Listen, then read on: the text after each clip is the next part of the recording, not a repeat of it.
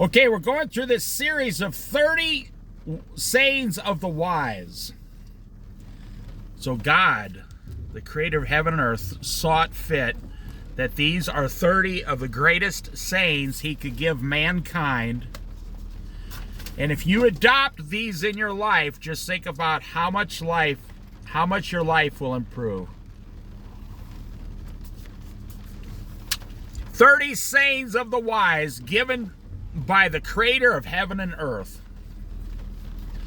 They started in Proverbs chapter 22, verse 17, but we are on number 5, verse 28. Saying number 5, there's 30 of them. I made a playlist of Proverbs so you can go through all 30 sayings and my thoughts upon it. Okay, number 5. Do not move an ancient boundary stone set up by your ancestors. This goes to you people who own land and like to argue about the fence line.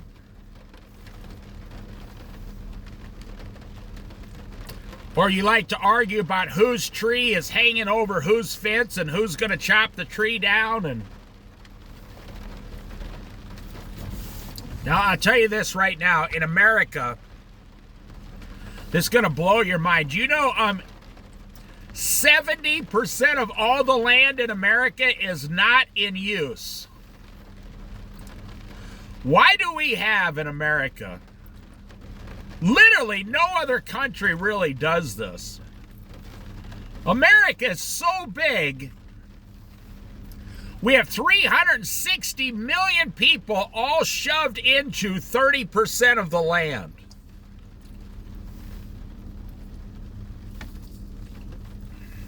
And what does that do? It creates a lot of problems. You start fighting back and forth. Well, what about, my boundary line? What about your boundary line? Now, I'm going to teach you something about God in case you did not know it. This is an issue that is not important to you, really. This is an issue that is important to God. So why is this so important? Now listen. Do not move an ancient boundary stone set up by your ancestors. Whoa. We do that all the time. We're moving boundary lines right and left thousands of times a day in this country. Just go ask someone who is a surveyor for a living. They got those little surveyor things out, and they're determining who owns what. By the way, that's a really good job for a young person to go to a short school and become a surveyor, certified. And if you don't mind traveling a little bit, boy, I'll tell you, you can make some really good money doing that.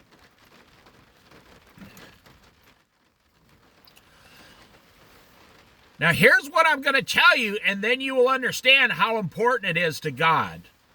Now, remember, God wrote the Bible with man's hand, but it comes from God. If you don't believe me, man is nothing without his creator.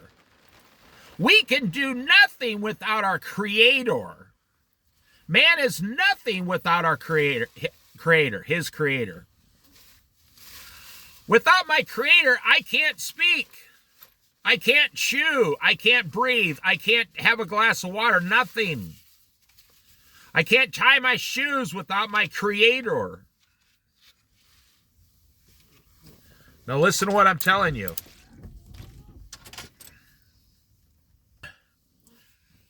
God never forgets. God never, ever forgets. I want you to think about that. Okay, great example. So we're in the middle of the Israel war with its neighbors once again here. And the neighbors want to wipe Israel off the map. But God made a promise. God made a promise. I will give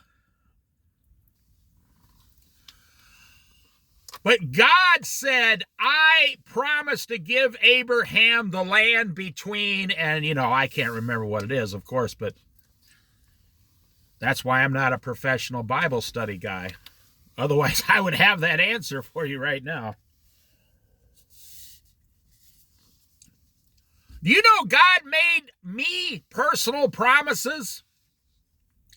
And no one can take them away, only myself. I can refuse them through my own stupidity, whether knowing or unknowingly, because, God made you promises.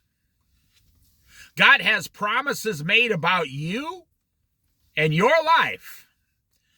And God wants to fulfill those promises in your life, his child. Your name is written in the book of life.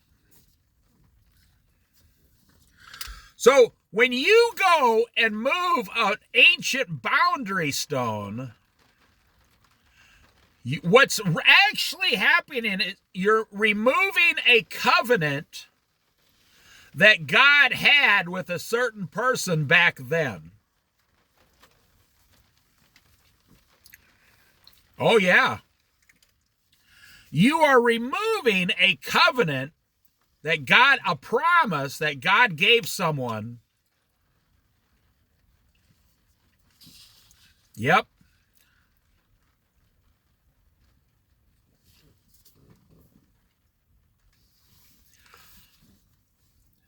Every time you move a boundary stone, you might be moving something God put in place. Now, it doesn't, let's not even talk about boundary stones. You can take this further.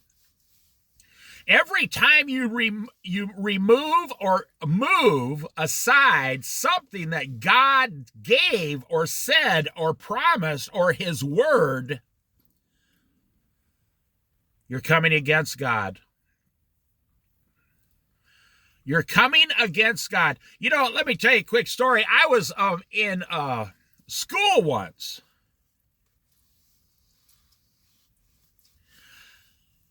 And this kid came up to me.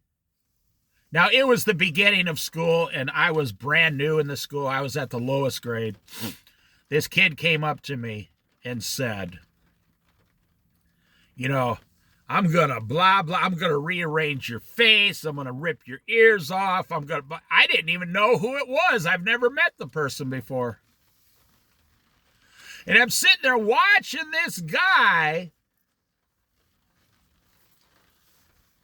Now, I have an older brother who's 3.5 years older than me, and sometimes that's a disadvantage, but in this case, it was an advantage. So, someone walked by and said, oh, hey, it's so-and-so's little brother. He said something like, welcome to, the school, welcome to the asylum, or something like that. Funny, back in the 70s, right? Referring to school. And the kid that was going to rearrange my face and everything said, you're so-and-so's brother? I said, yes. Why? He goes, never mind. And he walked away. He never bothered me again. I felt like I was in the mafia or something. That kid that was going to beat me up was afraid of my older brother. He knew if he hit me, my older brother would have went back down to the school and beat him up. It's just little kid things. If you're under 25 and you're listening to this, I hope I didn't put you into shock. Yes, people used to fight in schools. Right here, if you remove an ancient boundary stone, you're not coming against your neighbor. That's what I want you to understand. When you're in an argument with someone about the tree in your yard, you're not coming against your elderly neighbor, you're coming against God. That's exactly what is going to happen. When you do this, God says, okay, instead of having your elderly neighbor cut the whole tree down, First of all, you should have prayed about it. And then you should have just taken some flowers to your neighbor's house. You should have never brought up the issue. You shouldn't have worried about it at all. Well, what if it crashed down and ruined part of your fence? I'm telling you how God thinks. Jesus would have went out. He never would have spoke against his neighbor. He would have just took this as an opportunity to make the fence a little better, take the wood, use it for some furniture. God puts a boundary stone in place, and people want to go try to move it. But don't you be the person that goes and moves it. God puts his word in place, and people try to remove it. Don't you be that person that tries to remove the word of God. Do not move an ancient boundary stone set up by your ancestors. Saying number 5, and they don't give any other information. But when you've been a Christian for 51 years like me, and you've read the entire Bible 10 times cover to cover, and I'm not bragging, and most people could have read the Bible 100 times. I only read it 10. You begin to understand who God is, and the things that God loves and the things that God hates. Oh yes, there are many, many things in the Bible that God hates. Taking advantage of your neighbor is the second one. The top 2 commandments. Love God with all your heart, mind, soul, and strength, and love your neighbor as yourself. Yes. I've had neighbors because, sometimes, I don't mean where I live now. I mean just throughout my whole life. Well, I give an example. I had this black neighbor. I was living in a trailer home, and he was next to me. And he was with a white woman, and he used to scream and yell all the time at her. They never got along, but he thought I didn't like him because he was black.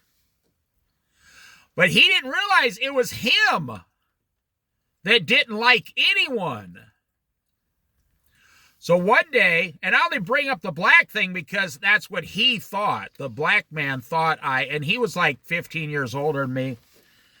And he was the kind of guy that came home and drank 3 40-ounce, beers after work every night. He was a great guy until he got a hold of that booze, that beer, He drank that 40 ounces of Old English. I'm not making this up. And so, one fall, I was raking my leaves. And he was at work, and we were in trailers, and I had a lot of, energy that day, and I didn't even have a job. I raked all the leaves in my yard and pushed them out front. I raked all the leaves in my neighbor's yard, the black man, and pushed them all up. Then I went to my white neighbor on the other side and raked all the leaves out of his yard and pushed them up. It was a beautiful trailer park with lots of old trees and big fat maple leaves. So the white guy next to me, the old white guy next to me, he was a Vietnam veteran.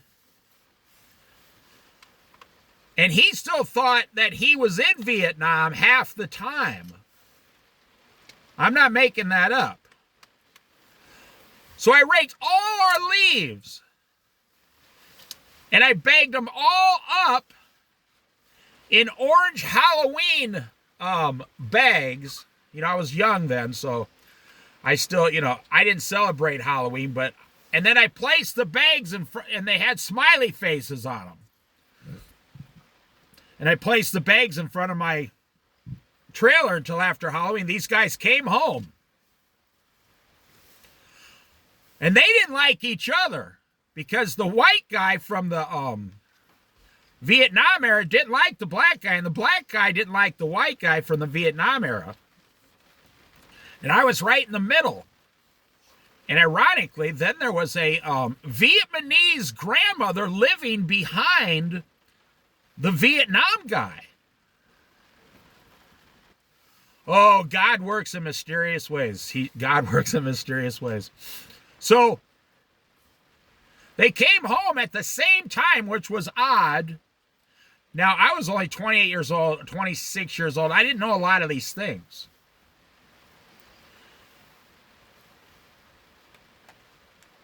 And the white guy comes over and goes, "Why'd you rake all my leaves?" Now, I'm not making this up. Like, he thought I was setting landmines in his yard or something. And you had to talk to him a certain way. I said, "Hey, man, calm down. I did this to save you some time this weekend." And he thought about it. He goes, "Oh, well, okay, you did it for a good thing. You were helping me." You had to actually explain it to this 58-year-old guy that I was helping him.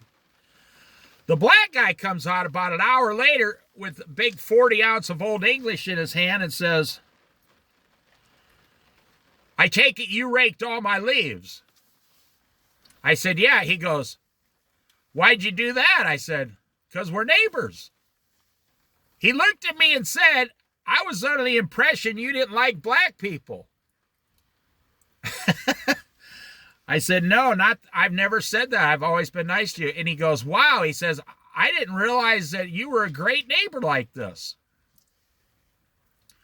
I said, "Well, I don't even have a job and you're out there working hard. And it only took me about an extra half hour. And I wanted the leaves to put in these bags. And I hope you don't mind if I did it." The guy looked at me, took a big swig of Old English and said, "Hey, man, you can rake all the leaves out of my yard you want to, anytime you want." He says, "You can even mow my lawn for me if you want." And we started laughing. And right there, 3 neighbors started getting along fantastic. And all as I did was take about an extra 1.5 hours and raked leaves. And it set that whole section of the trailer park a whole new future, like 3 neighbors getting along with each other. Do not remove an ancient boundary stone set up by your ancestors. Now, I'm telling you, you're only going to fight against God, and you should be thinking like Jesus. What would Jesus do? He would go next door and rake the leaves for free. No charge. That's how it's done. Now, I was raised on a farm, so neighbors had to help each other by default. I mean, sometimes you needed help from your neighbor and they'd need help from you, and that's the way it was. Okay, saying number 5. No, I'm sorry, that was 5. Saying number 6. Do you see it's the last verse in chapter 22. Do you see someone skilled in their work? Question mark. Ooh, this one sounds interesting. They will serve before kings. They will not serve before officials of low rank. Whoa, that is so true. I'm telling you. Let me read it again. Man, I could talk about this a long time, but I won't. Do you see someone skilled in their work? They will serve before kings. They will not serve before officials of low rank. What God is saying is, have you ever known someone? Now, it's very rare today. I'm not making this up. Have you ever known someone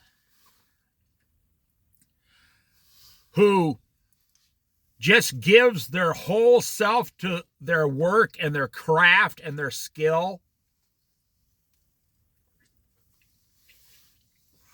Oh, yeah. Like my dad was a truck driver for almost 40 years. And there was none better. I'm telling you, he could drive a truck. My dad was the kind of man that the owner came up to and said, "Hey, I need to give someone an extra security key to the front door of the whole operation here. And you're the only guy I can think to trust enough to give this key to. If something ever happens to me, the owner, I need you to come down here, open the plant up, and take care of the employees." My dad said, okay. And my dad took the key, put it in a safe place, a hidden place. Nothing happened. My dad worked there like 6-7 years at this one location. And the owner was closing the plant. And my dad says, well, here's the key back. And the owner says, wow, I forgot who I actually gave that to you. He says, we never needed it, but you had that key the whole time. And my dad said, well, yeah, you gave me the responsibility. I know this painter, he paints. If he gets a job too big, he'll hire one guy. But for the most part, he works out of a truck with a pressure washer and some painting things. And you can't get this guy hired for at least 3 to 5 months ahead. That's how high in demand this guy is. And he charges $35 an hour. I mean, he does it by the job, but it averages out to about $30 to $40 an hour. Because when he's done, now if he was standing on the street corner, you'd think he was a homeless man. And he's got a wife, he's got 2 or 3 kids and a whole house. Yeah, his house looks like it's painted beautiful. But his reputation. So when I was living in Iowa and I was like 27 years old, and I lost my job once, a company just closed. I said, well, I don't really want to go back to work. I'm going to put a little ad in a Thrifty Nickel. If you guys are old and remember those little newspapers, and you can put an ad in there for $5, like a large ad. And 30,000 people pick those up every week for free. And they made all their money on the advertising. It was the only way to advertise back then. There was no internet. And the regular newspaper was too expensive, so everybody did these Thrifty Nickels. So I put a $5 ad in there. I said, we'll mow your lawn. 100% reliable and honest, and the most reasonable prices.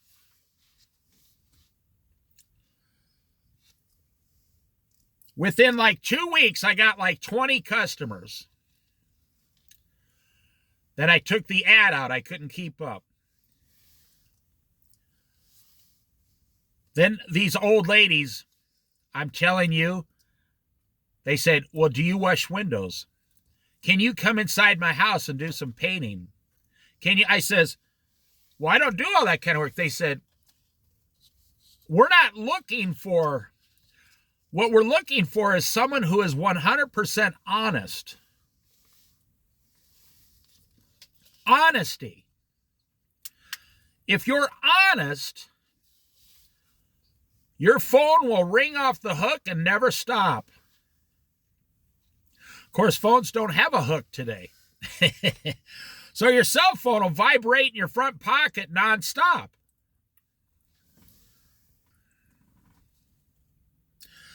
So out here on the coast about 15 years ago, I actually bought a van from a guy, and he was what was considered a Finnish carpenter. This was about 18 years ago. This guy made $45 an hour 18 years ago, and he worked by himself out of a van. And everything he did in life was precise. And I've never even heard of that before. I was about 42 years old, and I said, how come that guy gets paid so much more? And the older guy I was asking, he said, oh, he's a Finnish carpenter. I said, well, what's the difference between a carpenter and this guy? He said, well, a carpenter back then gets like $15 to $20 an hour if he's lucky. And, you know, you can just hire anybody off the street and have them start carpentry work. I mean, that was basically true back then. Before the Great Recession, I was offered a job, $25 an hour, to start framing houses in my mid-40s. I just didn't want to be a framer. Well, that wasn't the main thing. They said I had to promise to work 70 hours a week. Now, let me tell you, right before the Great Recession of 2008, 2006, or 5, 6, and 7, they were building houses in this country so fast, as fast as they could get workers to build them, and paying $25 an hour to pound nails. Now they mostly all use nail guns, but in the houses they're building today, they're not that good. The quality is very low. This Finnish carpenter, my friend said, oh, that guy, he's a Finnish carpenter. He gets $45 an hour. He never makes a mistake. He's very precise. He knows the craft. He can do any kind of thing with any kind of wood you want. See, what you would do is you would build the house, and then you would call the Finnish carpenter in to go around the house and finish the good woodwork around the house. I know this guy, they called him into the business I was working for to fix the back door on a restaurant. The guy charged $250 for about 4 hours work. I said, wow, that's a lot of money. And the guy walks over at my friend and goes, look at this door. He opens the door, closes the door, not a single sound. It closed like a vault. Whoosh. It opened is like a feather. He said that's the difference between a Finnish carpenter. He's worth his $250. Listen, do you see someone skilled in their work? You people who are so upset and angry about your jobs. Now, you know the story of Joseph in the Old Testament. Joseph, his brother sold him away as a slave to get rid of him. I won't get into the story, and he was in Egypt as a slave and then a prisoner, but he was so skilled and so good at what he could do, he always was sought after by the 3 or 4 guys level higher. And that is so true today. You know how you say, okay, young people don't want to work today, and we can't find employees. Senior citizens don't want to work anymore. Young people don't want to work anymore. What that means is opportunity. Have you ever walked into your boss and said, hey, listen, I want you to forget everything you know about me, and I want to be the manager, and I want to make twice as much as I do now. Not right away, but within the next 3 or 4 years, I want my wages to double, and I will manage your entire operation. Have you ever tried to do that?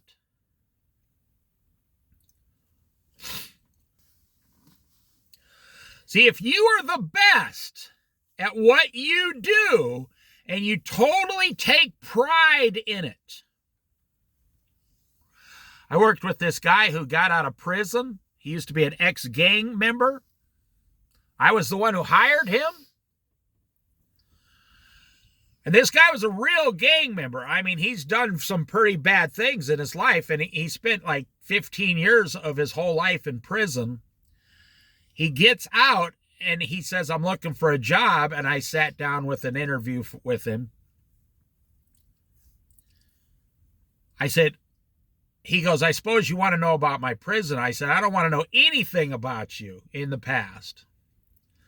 I'll give you a clean slate. I only got 3 or 4 questions about your future.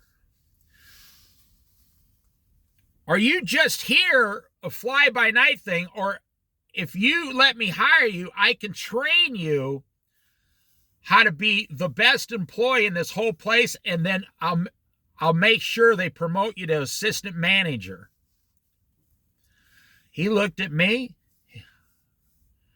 He says, are you full of, crap? Are you lying to me? This guy was born and raised into the LA gang system.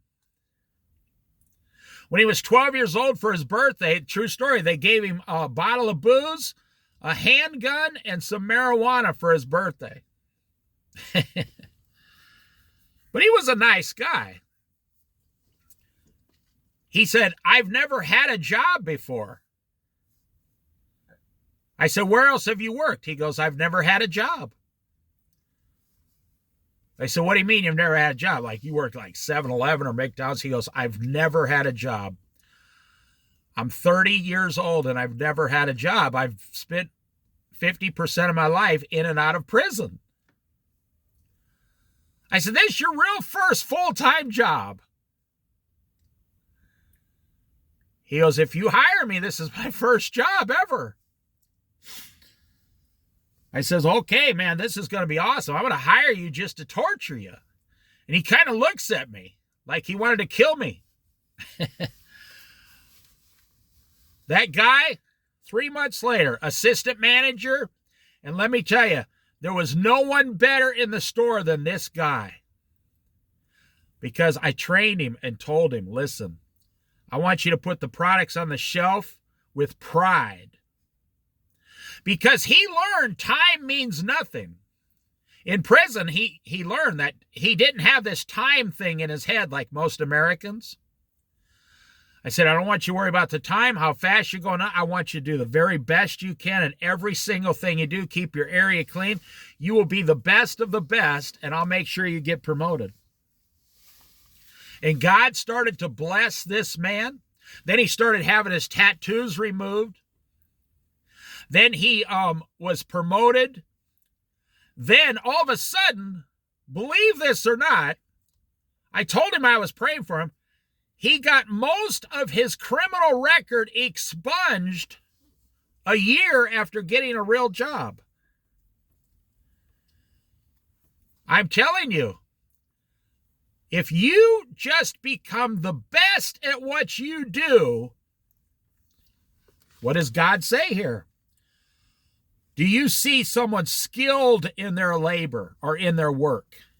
In the book of Ecclesiastes, when we get into that later on, one of the 5 things or 6 things you're supposed to do on this entire earth is enjoy the work of your hands.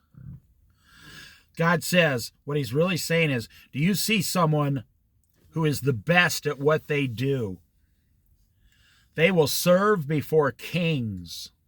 Right there, that proves that God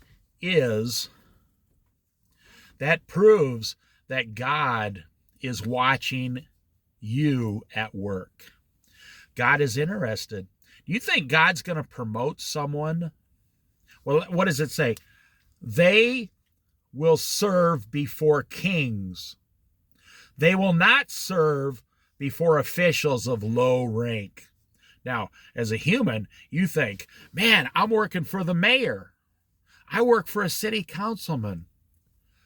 I work for the governor of the state. You know what God calls them? People of low rank. They're too low. In other words, God has the power to take you places and lift you up to where you can't even imagine the blessings he can pour down upon you. Just like Joseph. They said, hey, Pharaoh was having a dream. No one could answer the dream. That's actually because all the officials came before Pharaoh and they couldn't answer because God was scrambling their mind, I will say. He would not let them answer the dream. Most people don't understand that. It's not that they couldn't. Most of what they did was witchcraft and sorcery anyway, but God stepped in and said, I'm not going to let you have the answer. I refuse to let you answer. This was between God and Pharaoh. And then one of Pharaoh's, it was either the baker or the guy that served the tea or whatever, I can't remember. He said, forgive me, Pharaoh, there's a man that I was in prison with. And it said that he can interpret dreams, that everything he says comes true. So Pharaoh said, well, go down there and get him. Well, of course, he's down there. Joseph's down there working in prison. He's probably dirty and filthy and smelly. They had to clean him up real fast. Put some fresh clothes on. You just didn't come before Pharaoh. They brought him up there a short time later, all spiffied up. And Joseph did exactly what God said. He knew what God was about to do. Pharaoh said, it is said that you can interpret dreams. And Joseph said the worst thing you could possibly imagine, but it was the best thing God could imagine. Joseph said, I cannot do it. He said, but God will give Pharaoh the answer he is looking for. Oh. The boy shepherd David said, I cannot defeat this giant, but God will direct my sling and my, the rock, and he will defeat the giant. See, you give the battle to the Lord. Why would you try to fight your own battles? You're waiting to be promoted, right? Why would you not just say, Lord, do you want to promote me? Maybe God will say, no, I like you in the position you're in. I can use you more in the position you're in. So Pharaoh told Joseph the dream, and he interpreted the dream. And can you imagine going from prison to second in charge of all of Egypt under Pharaoh? They said, well, who else must be like this man? He listens to God. He can interpret what God says. Oh, can you even imagine? Can you imagine the President of the United States calling you and saying, I hear you can give me an answer? And you give an answer, and the president takes his ring off and puts it on you and says, this man will be second in charge of all of the United States of America.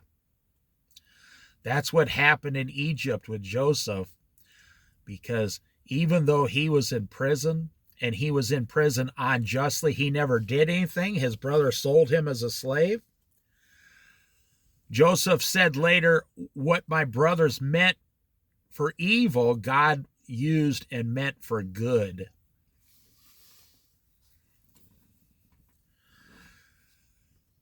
In one single day, Joseph was and then Pharaoh said, I'll give you my daughter to marry.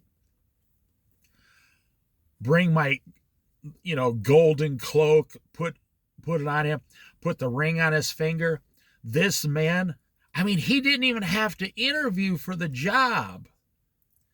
And he was instantly second in charge of all of Egypt.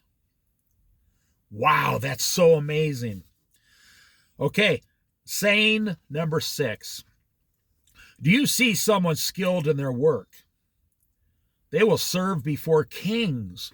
How does that happen?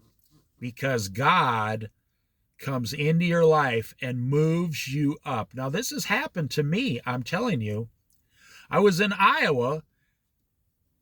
I had no money, no apparent abilities and things like that, but I followed Jesus. And the Lord said, I'm going to take you to Colorado in 6 months. I couldn't have made that happen myself. Not in my situation.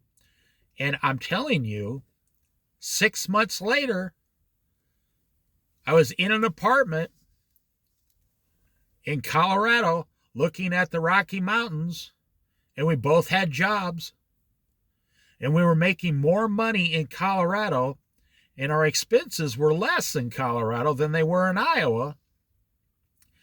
And I got a new car.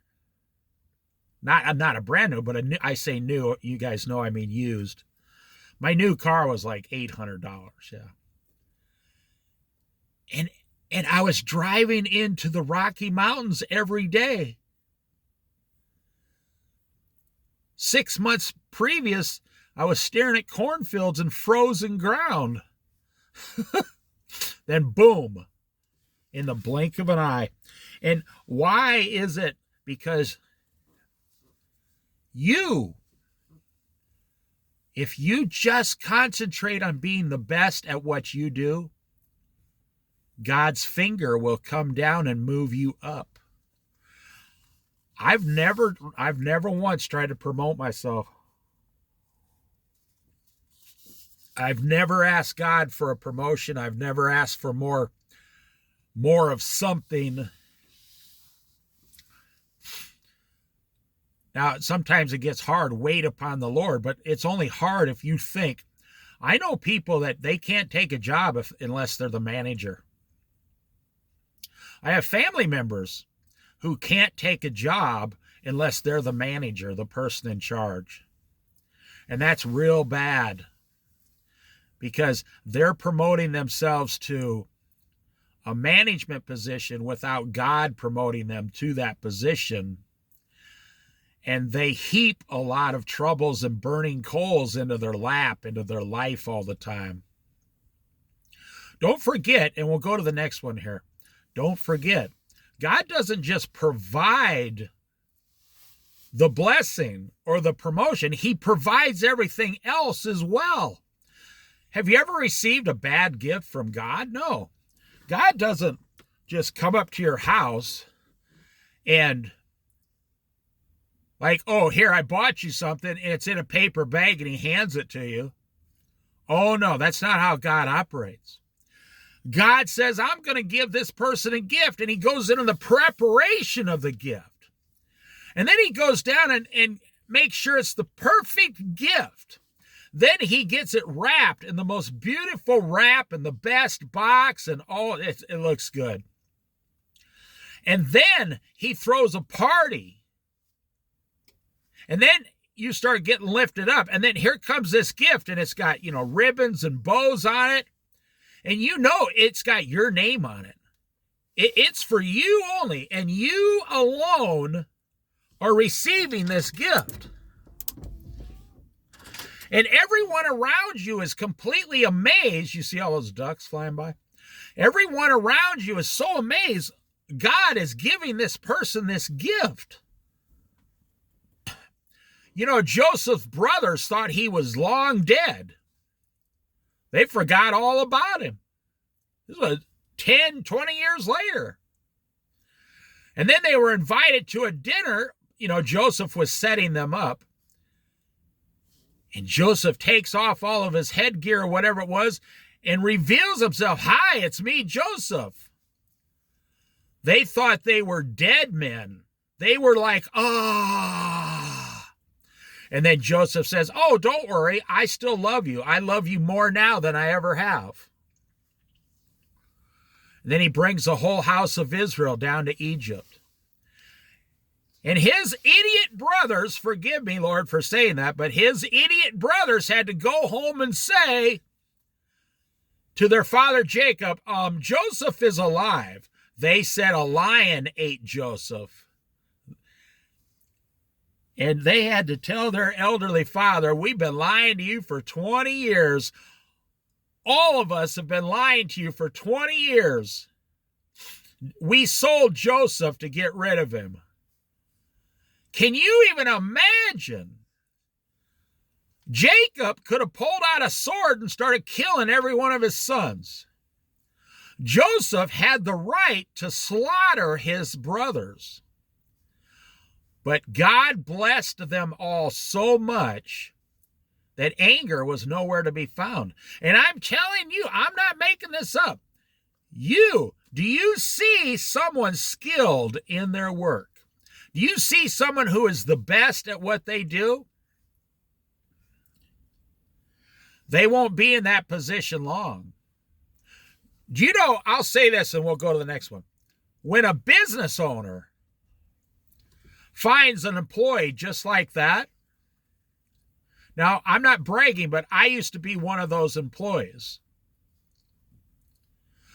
in the restaurant business. Every restaurant I went to almost doubled their profits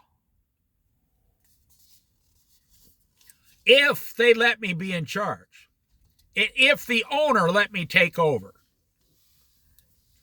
Sometimes I'd have to tell the owner, it's nothing personal.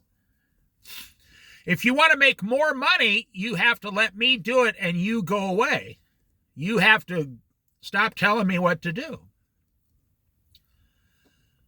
And for the few owners that did that, their profit would double. It's just a skill I'm really good at. And then they would say, then they would try to hide me from all the other restaurant owners in the area. I had to figure this out. Like other owners would say, hey, who's that new manager you got? And the owner would say, oh, he's a lot of trouble. He's not that good. No, I just keep him on. He's not that, he's a horrible person. That's what they would say because they didn't want to lose me, you see. Do you see a person skilled in their work? They will serve before kings. They will not serve before low officials. Okay, chapter 33, saying number 7. Saying number 7. I hope you're getting a lot of wisdom out of these sayings.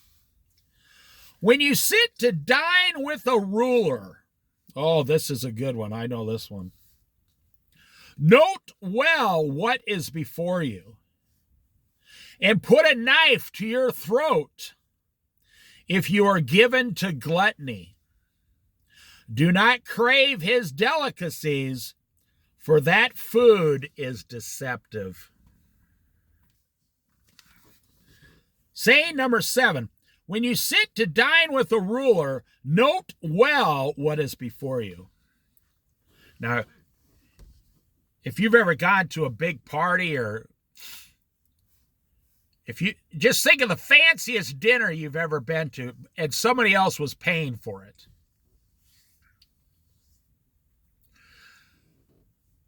95% of the people sit down and start gouging themselves. The Bible says in another area, the person throwing the dinner is counting every single bite people are taking. The rich man is counting and watching who is gluttonous and who is just taking advantage of it. And because all they think about is the money it's costing them, even though they might be a millionaire or a billionaire. But what God is saying, put a knife to your throat because you are actually eating deception. Now, there's several ways to look at this, but the one way is everything you're going to eat and enjoy that night is temporary, and it's going to last 3 or 4 hours at the party, and you're going to set a reputation for yourself. And your boss will say, I will never promote so-and-so because of the things I saw them do at the party. I put out all this food to test my employees, to see who I can trust and not trust. Now, most people say, well, that's deception. Well, maybe it is. But you're being deceived by participating in it. You should fill your plate with a normal amount as if you were paying for it. Put a price on everything because okay, now, that's exactly what God is telling you. There is a price on every bite you take at this big, huge royal party. There's a price on everything you eat in your future. The king, the person in charge, your boss, the owner of your company, they're watching you. If you're really hungry, eat something before you go there. If you're still hungry after eating, wait until you get home. You can go to the McDonald's or Burger King drive-thru on the way home. If you're so starving, as a spoiled American, you don't get 4 meals a day, you're going to start crying like a baby. Listen, when you sit to dine with a ruler, note well what is before you. Well, that ruler just might be your in-laws. It might just be, you're going to get a reputation here that's going to, and I know I can hear people out there today saying, hey, in today's society, 2024, I don't give a damn. I am who I am. And if they can't handle that, then, well, I'll tell you what, you got a common man thinking problem. You think just like everybody else. But at the same time, then you complain to God, how come I don't have more money? How come I don't have a better promotion? How come I don't have a better house? How come I got all this debt? Now, maybe I'm going to make you angry at God here, but listen, you know and I know that God can give you $20 million tomorrow morning if he wants to.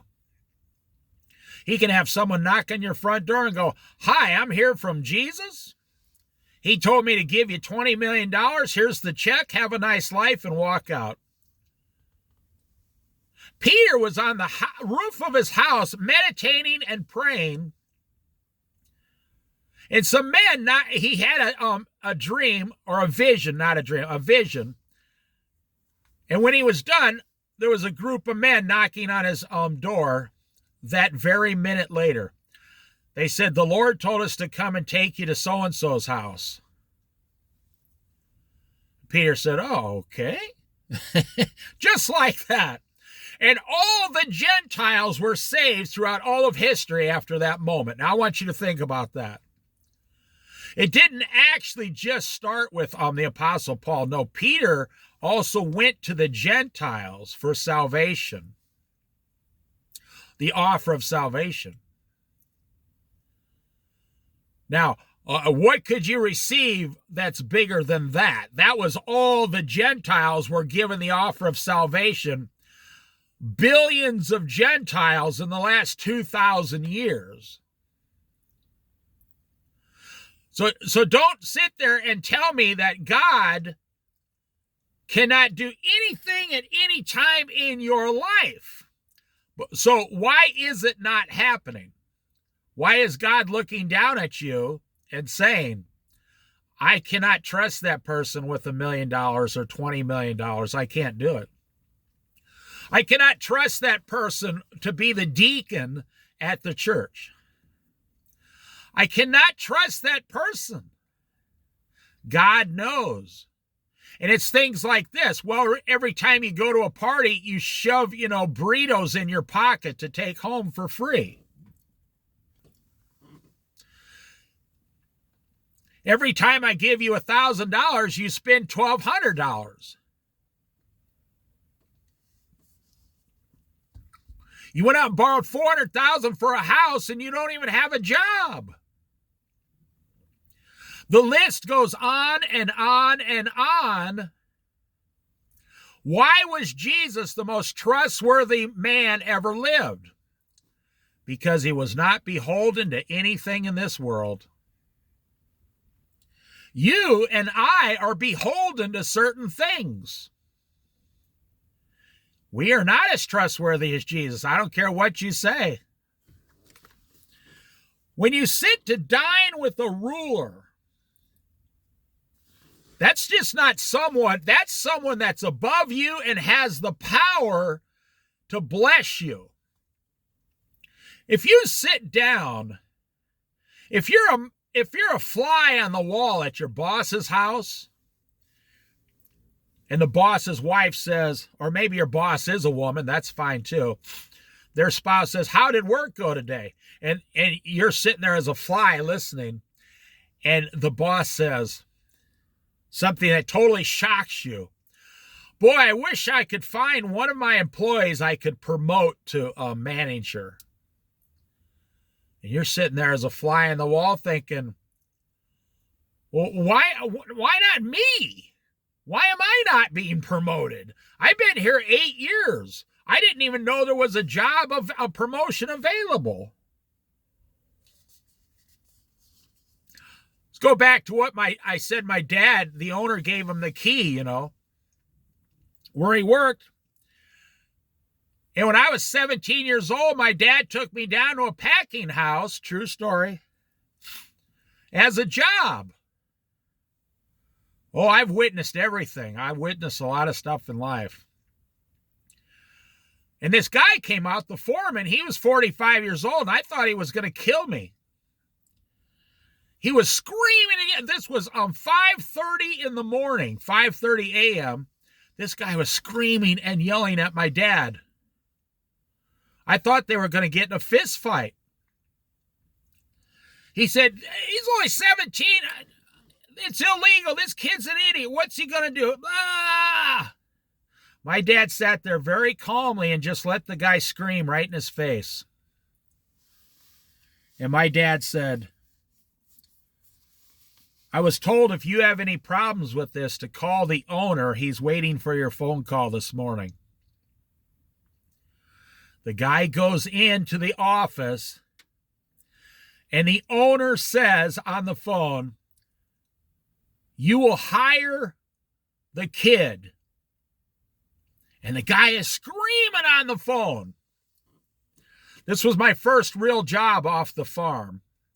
He's screaming and yelling. And the owner told him if he's anything like his dad, hire him. You see, my dad's reputation got me that job. When we went in there, my dad said, follow me. Don't say one single word. Keep your mouth shut. Do not even speak to the guy, or he might kill us. Don't say a single word. Well, I knew my dad, for 17 years. I said, okay. I kept my mouth shut. Man, I've never been in a situation like that. This guy was flipping out. He gets off the phone with the owner. The owner says, if he's anything like his dad, hire him. So this guy slammed the phone down and threw it off his desk. 1979. Yep. And the guy comes out,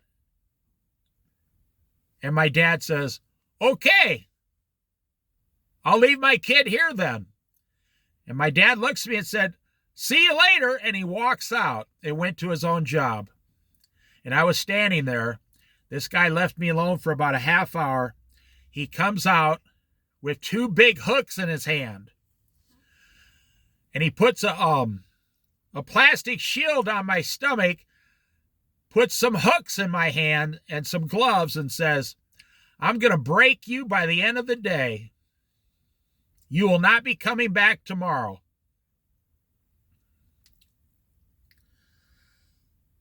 I never even said yes, sir, no, sir. I was scared to death of this man. I was receiving a promotion for doing nothing. I mean, this paid $12 an hour in 1979. It was a huge job. They took me to a room and showed me these 35-pound hams in these big, huge containers, and there was like 50, 60 hams in there. And they weren't frozen. They were like freshly cut off the hog hams. Thank God I was raised on a farm. So he said, you will take this hook and throw these hams up there. There were like 20 employees. You will throw 2 hams to each employee. Every 5 minutes, each one had to bone out a whole ham, 2 of them. You will throw 40 hams on the belt every 5 minutes. And I was so dumb and so stupid, I didn't realize how hard it was. I guess fear just kept me there. The guy said, "You won't last until noon. Trust me." And then there was a foreman there, and he walks over to the foreman and says, now this guy was only 30 years old. He says, "He's your responsibility." And the foreman kind of looking at me. He walks over and says, "Hi, my name's Ron." "Okay, Dave. All right. Don't worry about him. He's always in a bad mood before he gets his coffee." I thought, the guy's like an animal. I mean, seriously. I've seen coyotes with better attitudes than that guy. So noon came, we're eating. Said, how you doing? I said, well, I wasn't going to give him the satisfaction. I said, "I'm fine, thank you." Never said 2 words all day. The guys down the line said, "Hey, look at the new kid. What are you doing? Hiring guys straight out of their diapers now? He's so young. He's still wearing diapers." They made every joke. They were throwing chunks of meat at me all day, hitting my helmet, hitting my face, trying to see, they thought it was fun. And I let them do it. I did not even flinch. I just kind of laugh and keep going. And when I left that day, they said, "Okay, nice seeing you. You can pick up your 1-day paycheck, next week. You probably won't be back tomorrow." So the next day, I drove my own car to the plant, walked in. The main foreman looks at me and goes, "What in the blah, blah, blah are you doing here?" I said, "I'm doing whatever you tell me." That was a good answer. He looked at me and said, "Oh, you got that right." He said, "You won't make it past a week. You won't make it past a week. By the end of this week, I'm going to break you. You'll be crying." I didn't say a single word to him. He set me back in on those hams. But the reason I was able to handle the job is because my dad made me split 150 pickup loads of wood before I was 17 years old. So I didn't realize just picking up those hams, and then the foreman, the younger guy, says, "This is one of the best employees we've ever had on this job." After a week. After 1 month, the main guy comes in there and told everybody, the guy that hated my guts, he says, I'm not making this up. He made an announcement. He said, "If anybody touches this kid, they're fired because he's my new favorite employee." And I was like, I still didn't talk to him. I was still scared to death of him. So he left the room, and of course, you know how that went. "Oh, you're a brown noser. Oh, everybody. Oh, yeah. Okay. All right. Now you're the favorite." I worked there 1.5 years. And I needed a job again, like 6 years later, something like that. And they went from hogs to turkeys. And one of my best friends was working there. I said, "Hey, they hiring down there?" He goes, No, they just laid off like 50% of the staff. I said, "Oh, okay, well, I'll start working down there tomorrow then." And I went in there and walked right into the same guy and said, "Hey, it's me, Dave." He said, "You can start tomorrow." They just laid off 50% of the staff, but you see, listen to what God is saying. Do you see someone skilled in their work? They will serve before kings. But then in saying number 7, when you dine with the ruler, note well as before you, and put a knife to your throat if you are given to gluttony. Do not crave his delicacies, for food is deceptive. That is right. You see, you want to know why you're not being promoted? You're always being watched. And one of the best things you can do And then look at how this goes. You see, it keeps talking about work. Do you see someone skilled in their work? God is trying to help you. God is saying, if you just become the best at what you're doing, I, the Lord, will take care of you and promote you and put you where I want you to be. That's right. We had this little kid in junior high school. 4'8", shortest kid in our class. His name was Billy. And he had a bunch of older brothers who used to hit him a lot, and he had an abusive father. I'm not making this up. And they lived down by the railroad tracks. And so they lined us all up in junior high and said, okay, 7th grade, they said, okay, we're going to all run the 40-yard dash. Well, I had cowboy boots on from the farm. I actually had, probably some poop on my boots. And, I was about average. I couldn't run that fast. And this little kid that was, everybody made fun of him. Sometimes the older kids would put him in their locker. This kid got up. Now, everybody in our class liked little Billy. He was like our little mascot guy. They said, we want you to run the 40-yard dash. Boom, down he goes. The teacher goes, or the gym teacher says, everybody come back. He gets Billy up there and says, where'd you learn to run that fast? He goes, running away from my dad and my brothers. He said, you got to be fast to survive in my house. And the teacher said, well, I don't know about that, but let's see if you can actually do this or if it was just a fluke run there. So he had only Billy run. He said, don't move till I tell you. He went to the other end with a stopwatch. He said, go. Boom, down the 40 yards he goes. He comes back. The teacher was so excited. He says, and this Billy said, am I doing something wrong? He said, come here, son. I want to show you something. Showed him the stopwatch. He goes, well, is that good? He said, you just broke the school record of all time for the 40-yard dash in practice. Have you ever trained for running? He said, no, just at my house, running away from my brothers and my dad. He said, well, son, you're my new pet project. I'm taking you to track. You just broke the school record. I think I can get you to break the state record with some training. Right then, at that moment, every single person in the school loved that Billy kid. And the older students, back then it went 7th, 8th, and 9th grade.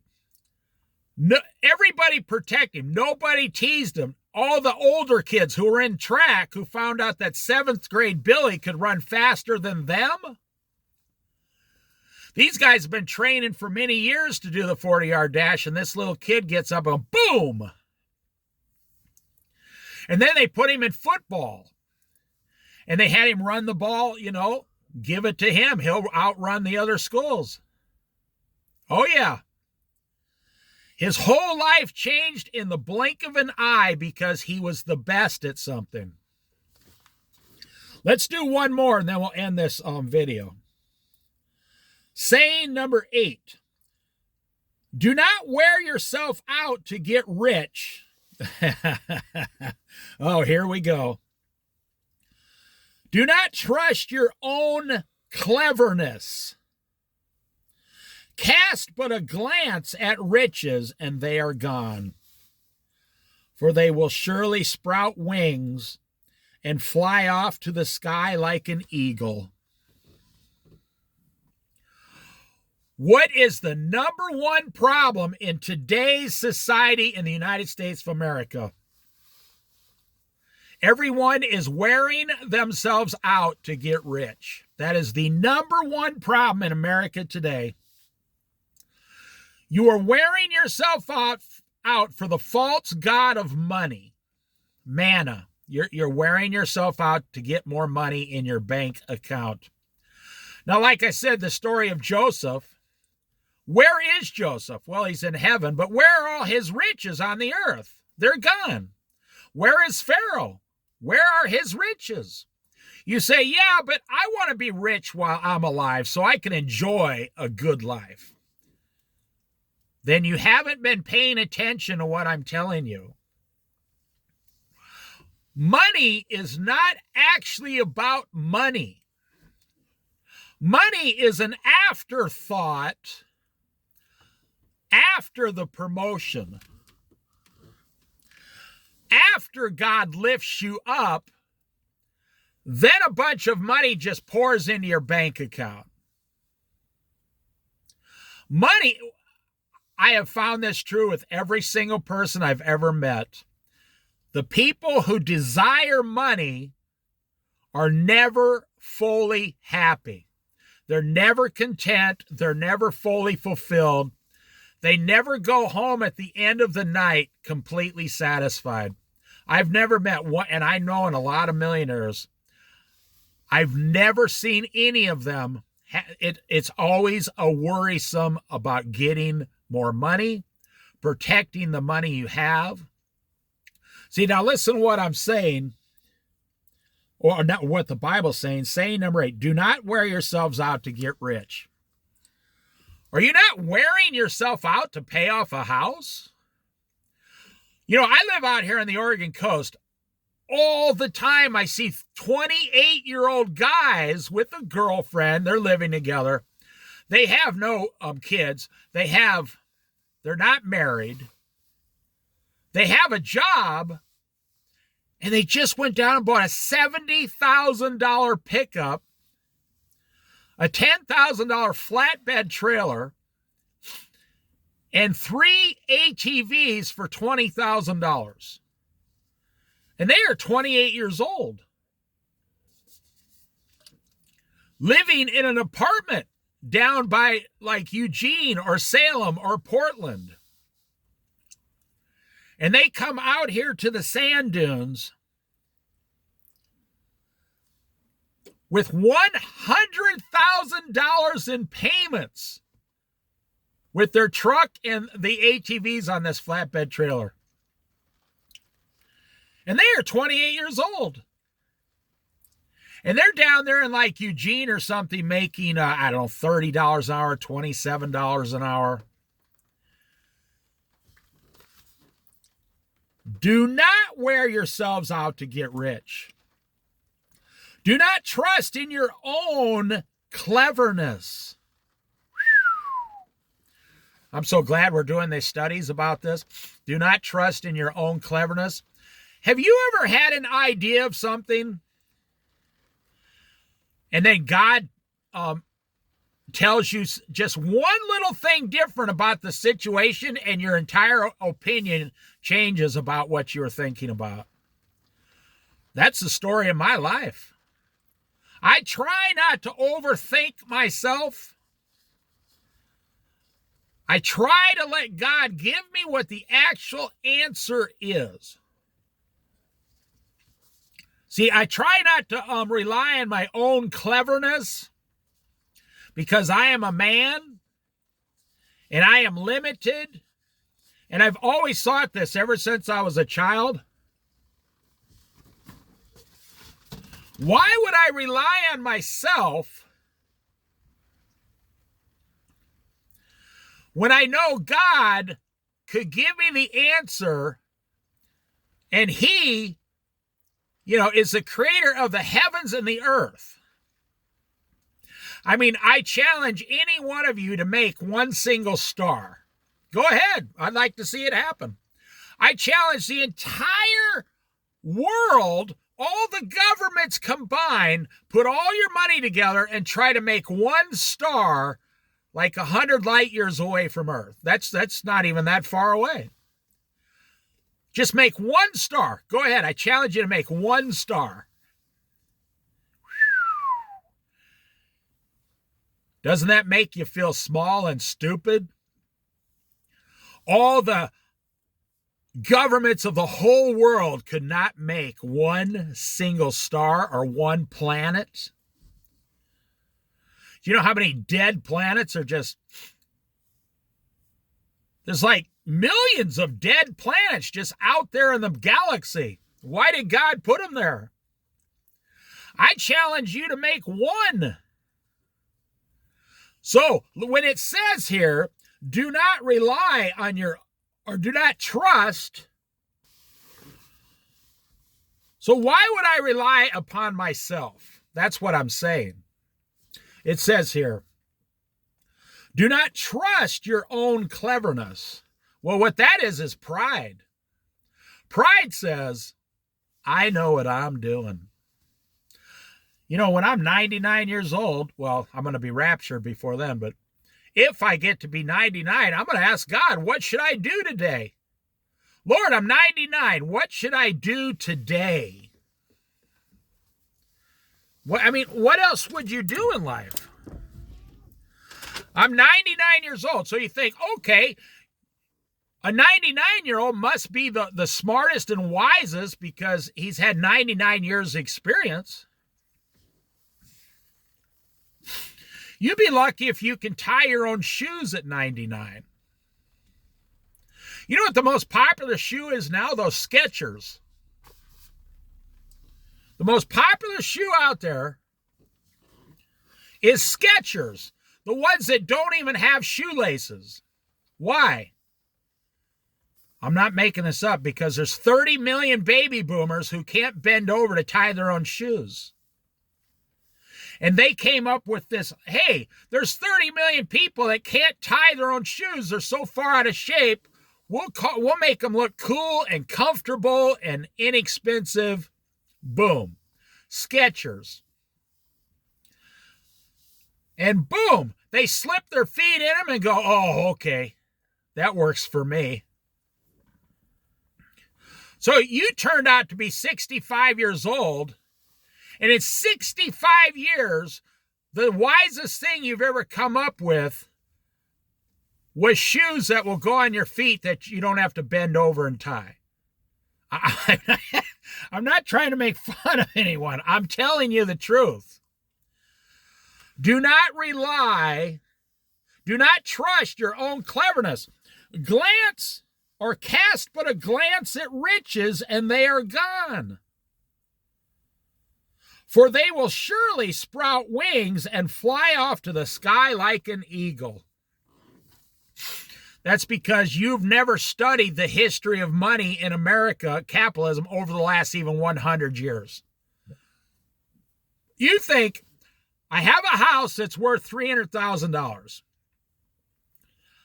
I only owe $100,000, so I have $200,000 in equity.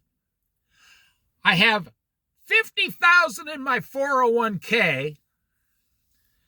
We're both debt-free and we both have jobs, and you are relying on that $250,000 equity someday when you're 60 years old. You're saying, I'm going to cash out and that will all be mine. And with my own cleverness, then I can live the rest of my life on this $200,000. And where is God? Where is Jesus? Where did God go in this scenario? Where did you put him? You have removed him from your daily advice. You don't ask God advice. You just ask him to protect what you have built, your own personal little kingdom, your own personal little business. I'm going to end this with this because it's about an hour and a half video, but let's say I'm talking to upper middle class Christians here. And I say this with all due respect, and you want to listen to this advice. If this is how far you've come in life on your own, you've cheated yourself. How far could you have come in life with God? Question mark. You think, well, I'm doing pretty good in life because I know a lot of middle class and upper class people. They think they've got it. They've defeated the system. They got it all made. Everything's in their favor. The scales are weighing to their advantage. And I say, well, did God give you all this stuff? And they go, well, I'd like to think so. I say, so he did. It didn't. You went and got this stuff. See, that's why most middle-class Christian Americans are angry. You don't think they're angry? Take their 401k away. Have the stock market crash Monday morning, because they're never going to tell you on Saturday, Sunday that stock market's crashing. Have the stock market crash Monday or Tuesday morning down to zero. And your 401k is 100% gone. Oh, how many Christians are you going to see going, oh, praise the Lord, he has a plan for me? You're not going to see that.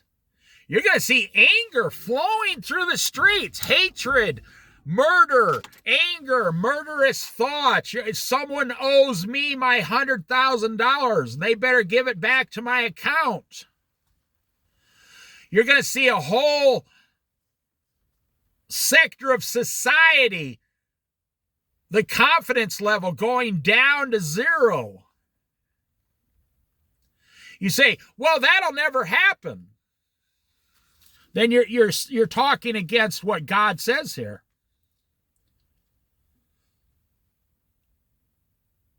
Cast but a glance at riches, and they are gone. So you think that would be enough to wake you up. For they will surely sprout wings. God is guaranteeing that your wealth is going to sprout wings. No, I'm not talking about barbecued chicken wings. For they will surely sprout wings and fly off to the sky like an eagle. And you will not be able to get to them. Proverbs chapter 23, verse 5. Do not wear yourselves out getting rich. Do not trust your own cleverness. You see, what God is saying here, he has a wisdom that is so profound that you can't even obtain enough wisdom to match the wisdom God has in his little finger. For example, you know how you were in grade school? I had a girl say that to me once. I told her she was stupid or something. You know, it's like the 4th grade. And she held up her little finger and shut me down right in front of everyone. She says, "You're not even as smart as my little finger." And I was like, I had nothing to say, no comeback. She was very clever. She was like a little blonde girl, and she hated my guts. And she was not afraid of me at all. I mean, she probably had a crush on me. How do I know? It was the 4th grade, right? Right in front of all her girlfriends, she pulls up her little finger right in my face. "You're not even as smart as my little finger."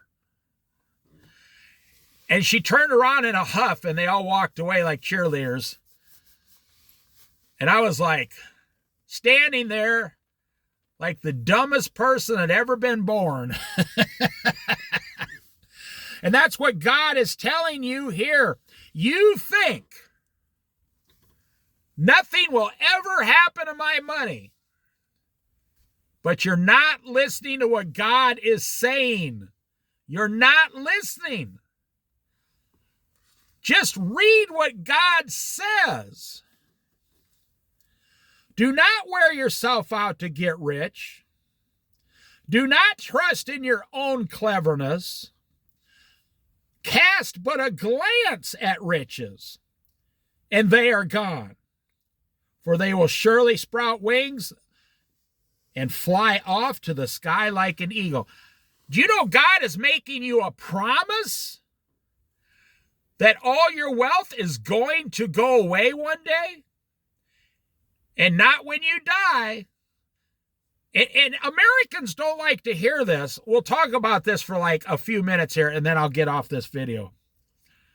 You don't like to hear that, you see, because do not wear yourself out getting rich. You see, you didn't listen to the first part. You wore yourself out getting rich. I know a guy who was in the Army 20 years, so he has one pension. He worked for the post office for like another 20 years, and he has a second pension. His wife worked for the post office, and she has a pension. And then one of them gets Social Security. And then, right when his wife was to receive her pension, she passed away and died.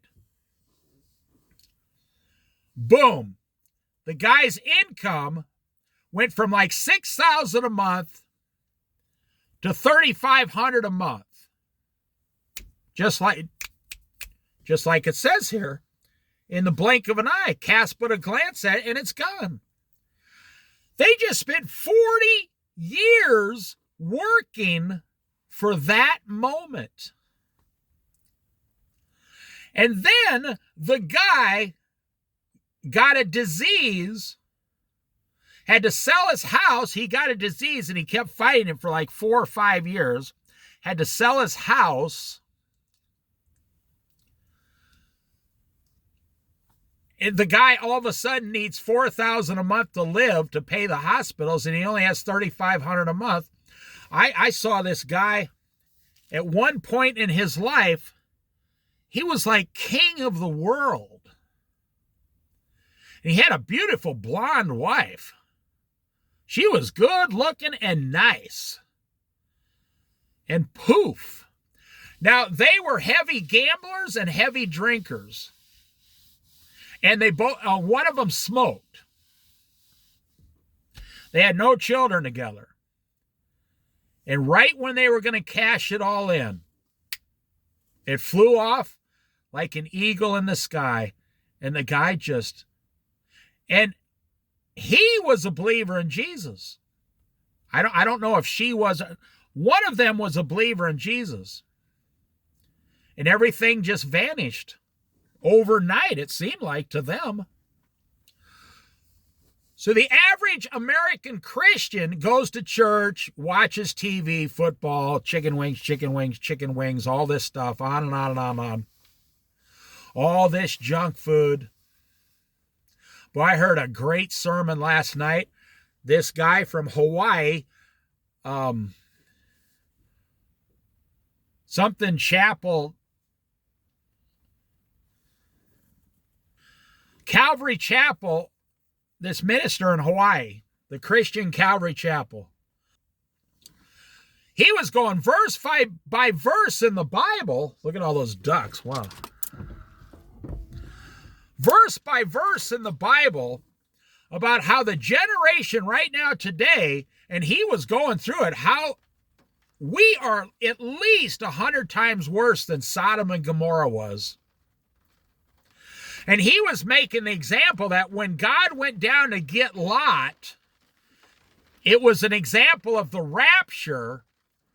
He removed Lot because of Abraham, which is like us. We're going to be raptured before the judgment starts pouring down on the earth.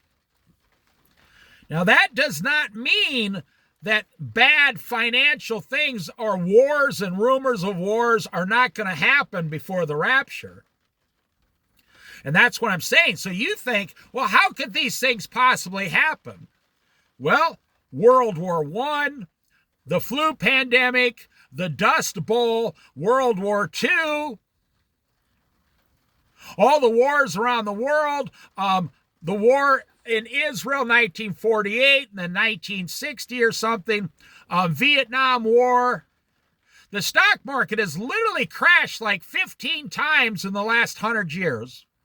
We've gone through 10 recessions. We've gone through 2 or 3 great recessions. We've gone through 1 worldwide depression. And now we're looking at wars and rumors of wars again. We just went through a 3-year pandemic worldwide, killing millions of people. Don't you see how everything's starting over again? The only thing we haven't had is another Great Depression. And all these things repeat themselves worldwide about every 100 years. You ask any expert. If someone attacks Russia in a few months, guess what? Russia's going to attack back with a nuclear bomb, and boom, the stock market drops 60% in 2 days. You won't be able to get a hold of your broker fast enough to stop the transactions. Now, there are people in the Bible that no matter what happened in the Bible, like prophets and wise men, they were never touched. The world couldn't touch them. People that owed no debt to anyone. They didn't own a house. They could go anywhere they wanted any time. They had plenty of money, like gold, silver. They had spices, oils. They had fine wines in their house, fine meats. They always were people who had like livestock for food, chickens, a big vegetable garden. There are people out there where this, whatever happens, it doesn't matter, it's never going to affect them. Unless a disease gets them or a nuclear bomb drops on their head. But I don't think they'll care, because then they're in heaven with Jesus, you know. It's what it says, in a wise man's house are many fine things. But it doesn't say, in a wise man's house there are many debts. He owns many debts. No, in a wise man's house, many people owe the wise man money. In a wise man's house, he can go to his cupboard and it's always full of 6 months to a year of food. A wise man has a big, huge bag of silver sitting down in his bank in a safety deposit box. I've met a few of these men in my lifetime.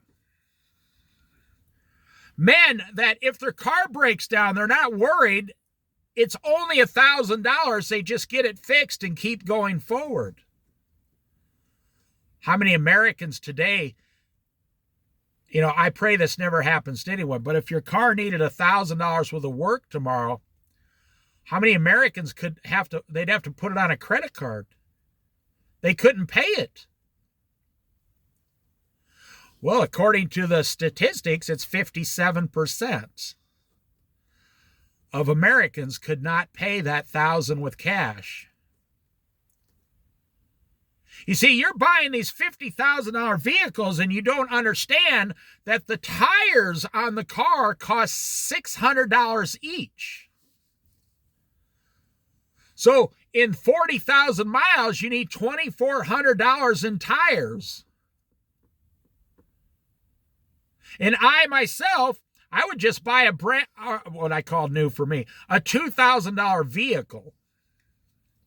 I just buy a whole entire automobile for $2,000 from some nice little old lady who passed away and went to heaven, and her family needs to sell her old car. Listen to what you see. You're living contrary, opposite. You're living against what the Word of God says. Do not wear yourselves out to get rich. Do not trust in your own cleverness. Boy, I know some people like that. But cast a glance at riches and they are gone. For I guarantee, says the Lord, for they will surely sprout wings and fly off to the sky like an eagle. Now that's the end of that. We'll pick it up later, but I'm telling you what God is telling you about money, but you are saying, I rely on my own cleverness. I know what I'm doing. And some of you will make it. Probably about half of you will be okay, kind of. You'll be an average American. You'll pay off your house and your bills, and you'll turn 60 years old, and you'll cash out your $250,000, and you'll think that you're way ahead of the world, way ahead of the game and stuff. You'll think everything's going to be fine. Well, what about the rapture? What about a few years for the rapture? What about the rapture? I wanted to show you here. It just started raining like crazy here on this little lake that I'm at. Here, I'll turn the wipers up. Look at that. I mean, I'm only about a half a mile away from the ocean, actually. And when a squall comes right off that ocean water, solid rain, and then it just stops completely. Well, I guess we'll stop there. But why would you if you believe, we talked about this in another Bible study, if you believe the rapture was coming in 10 years, if you truly believe the rapture was coming within the next 10 years, why would you spend 10 years just going to make more money? See, you bought a house because they told you that was the greatest and best investment you could have. And once you own the house, even when you realize it's taking 50% of all your money every single month for 20 years, well, now you're committed. Now you gotta finish. You gotta finish, the story. So let me tell you, 20 years ago, I hope this wakes you up. So 50 years ago, my mom and dad moved to this farm, and there was nothing there. So it was actually 54 years ago. 53 years ago, they moved to a farm. There was nothing there, no buildings, nothing. They bought the land, put a house on everything, spent their whole life there, and they owed at the bank money when they died. And when they died 20 years ago from today approximately, the place was worth $130,000. They put their whole life into it and didn't get anything out of it. Well, then they passed away, so it doesn't matter. So then someone else came and bought it, and that guy has been living there almost 20 years. And it's like he's just repeating my parents, his wife, a couple kids. The house now is worth $280,000, and the land is worth $280,000. It's doubled in value in 20 years. But guess what? The guy doesn't have any money like my parents until he's 65 years old, and then he has to sell everything and cash out. And then where's he going to go? Where's his children going to? His wife is addicted to the house, and now it's just a complete repeat. And this guy's going to die 65, 70, and his children will get that money, and the next person to buy that piece of land, which is funny to me because now the house that we built, When all this happens in 20 years, it'll be a 70 to 80-year-old house. It won't even be that structurally sound anymore. But the land will be worth close to $400,000 with this house that my dad built all the way back in the day for like $60,000. Don't you see what society, capitalism, is doing to you? Every time they need more workers, they need more people to just give their whole lives to it, they just raise the price of what it's worth. When the house was built brand new, it was only worth $80,000 with all the land and the garage and everything. And it was brand new. 70 years later, when the house is falling apart with the land, they say it's worth $400,000. Don't you see what they did? My dad's generation, then the next guy that bought it, and then his children are going to get it. They're going to sell it for $300,000 and split up the money, and their parents will be gone, dead. The parents who put their whole lives, they wore themselves out to get rich, they died by 65. By 70 years old. They really never were allowed to sit at home and enjoy what they built. And then the next person, this is going to happen within 10 or 15 years. This guy's kind of older, and now, I mean, he's approaching 60 now, so in 10 to 15 years, they'll sell it to somebody else for $300,000, and they'll start all over. They'll say, okay, now I owe $300,000 on this fabulous old style farmhouse, blah, blah, blah. Now they call it an old style farmhouse to sell it to you for $400,000. And that all happened in a 60 to 70 year period, you see. And the next person goes in and says, now, if you bought the house at the original price and everything for $60,000, $70,000, you could easily pay that off, right? But 2 generations later, you got to pay $350,000. So then that person who got the $350,000 loan has to go down to work.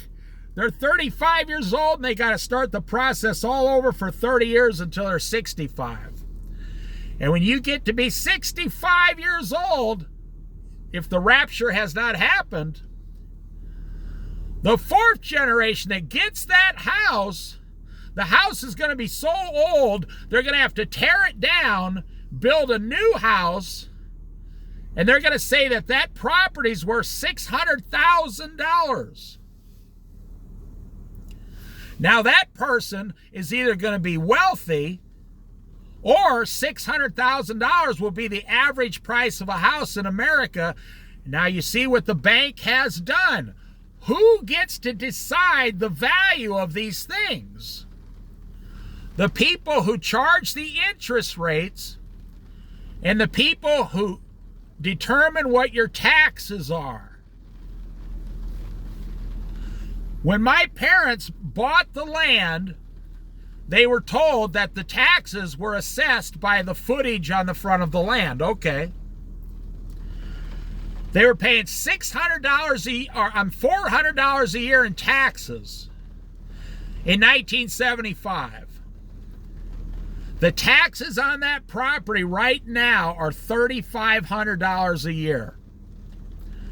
Because someone, the assessor, anyone who owns a house, you know who I'm talking about, the county, C-O-U-N-T-Y, the county assessor comes out to your property once every 5 years and looks around.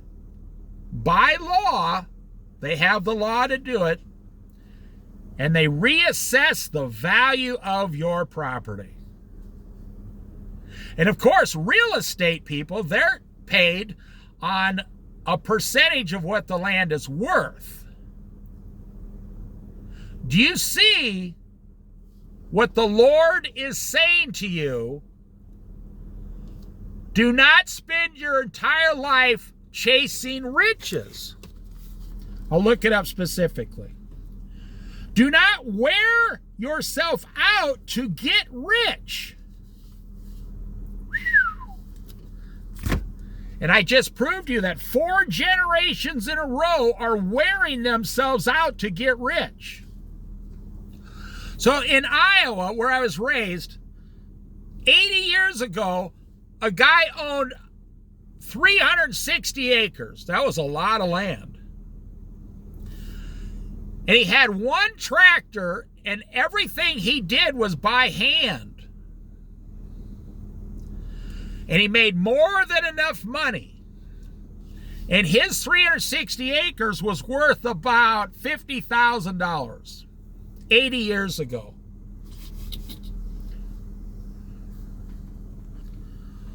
So 80 years later, his grandchildren or great-grandchildren are getting the property.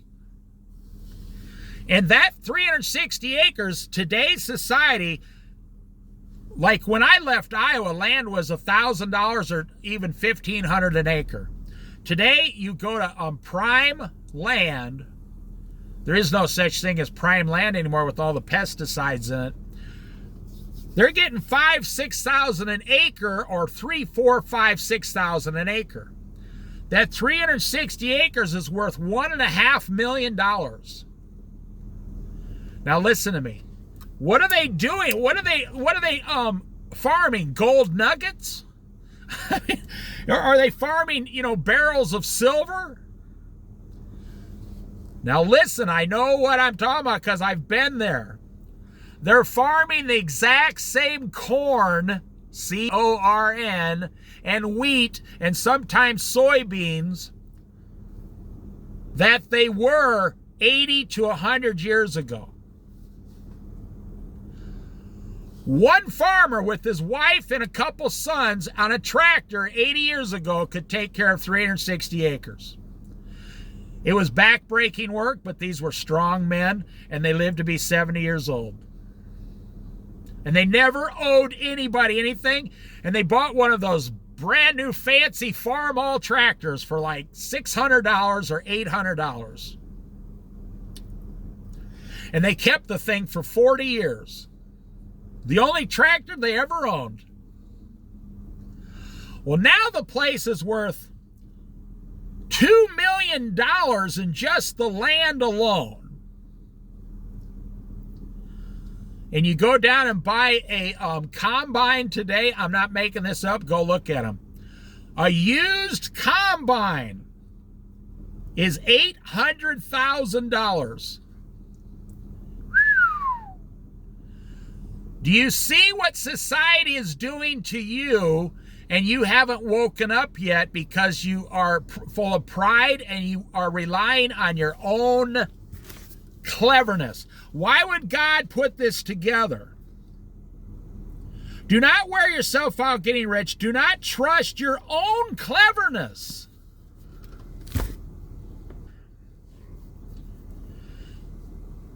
Years ago, the farmer went outside, looked up at the sky, and said, Lord, if you provide the rain, I'll do the work.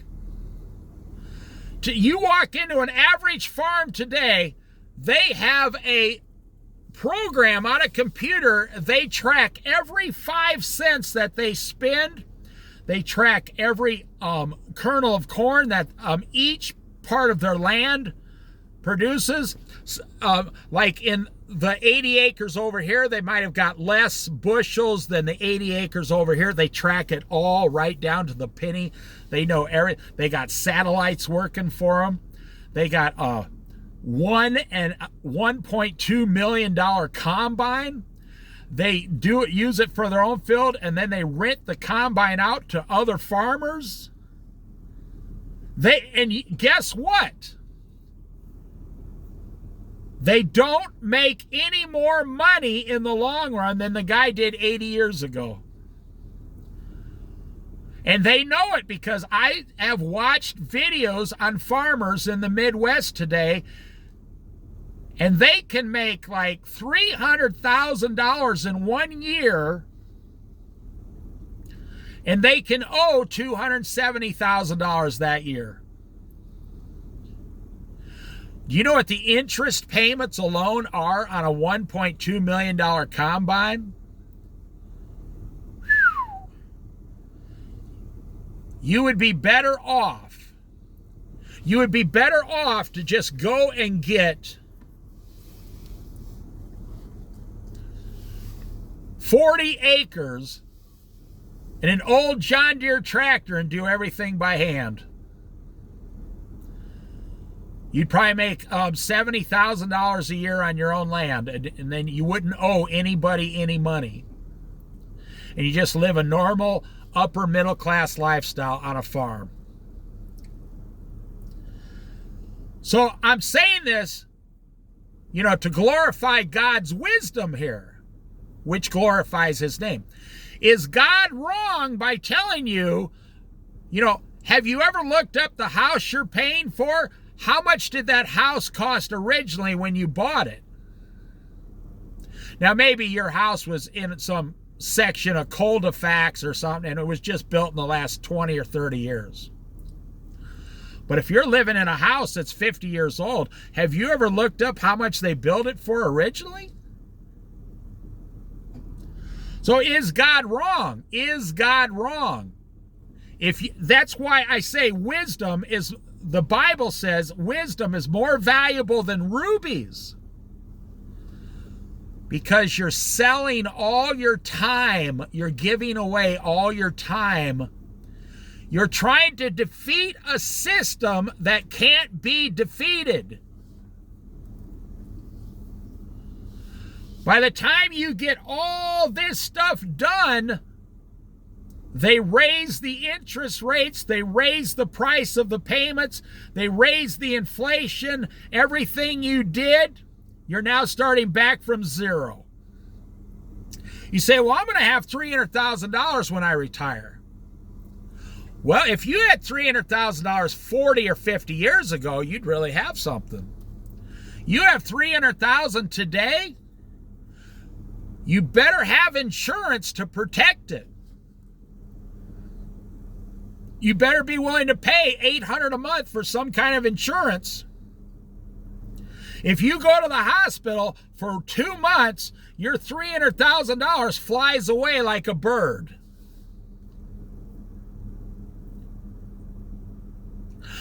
Which is ironic, what God says. See, because if you are poor, Obamacare pays the bill and you didn't lose anything because you don't have anything. And do you know how many people I see in today's society, they're older, they're 70 years old?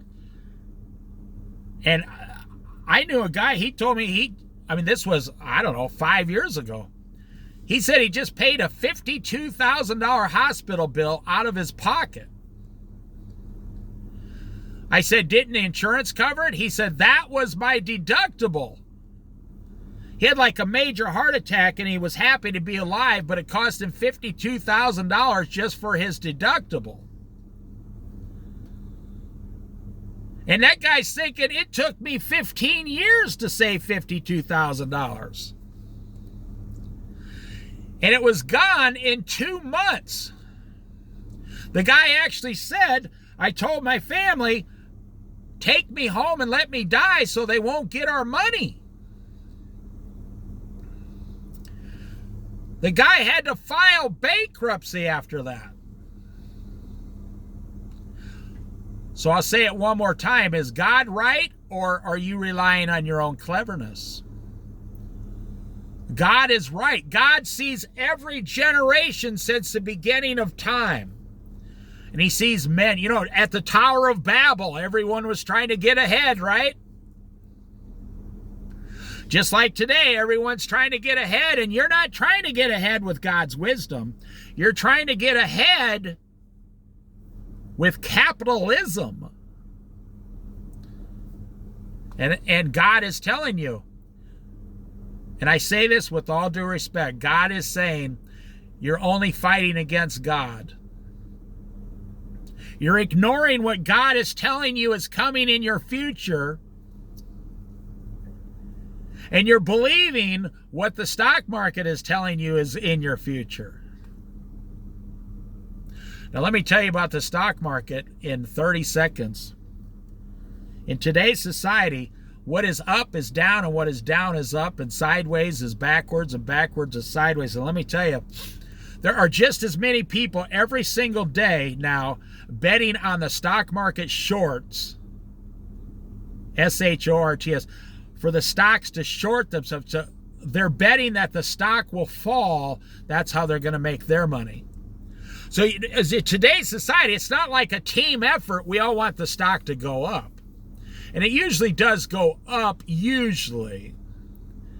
That's why it falls so far. If you got a hot air balloon from the Dollar Tree, it might go a couple miles up in the sky eventually. But then it runs out of helium. And now it doesn't fall. It doesn't go up 100 foot and fall 100 foot. It went up a mile. Now it has to fall a whole mile back down to the earth. The higher and higher the stock market goes, the bigger and bigger the crash will be in the future. And we've had nothing but 3 years of solid gains in the stock market, and every expert in the world is saying when the crash comes, it's going to be fast and sudden, and nobody's even going to see it. Now, is God wrong? I'll just leave you with that. Is God wrong in what he says? Maybe you think, well, that's not what God says. Maybe that's just the way I interpret it. Well, the future will tell.